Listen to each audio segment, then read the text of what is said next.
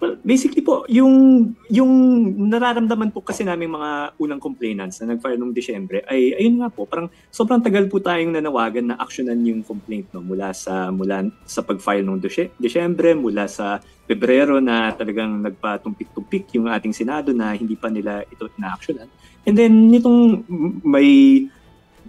nagmukhang may konting progress dahil nag-convene na bilang impeachment court yung Senado. Tapos biglang may lumabas na ng decision from the Supreme Court na parang wala naman kaming ginawang mali. Parang maayos naman yung pag-file, parang maayos naman yung lahat ng tungkulin namin bilang mga mamamayan, sinundan namin. Tsaka sinundan namin yung nakasulat dun sa Constitution na citizens may initiate an impeachment complaint. Pero dahil sa ginawa ng Supreme Court, parang lalong naging mas mahirap na makakamit ng pananagutan para sa mga matataas na opisyal.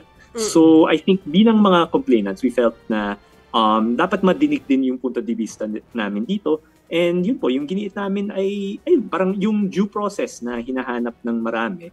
Pagdating sa impeachment, sa Senado lang po nagaganap yung due process. No? Senado yung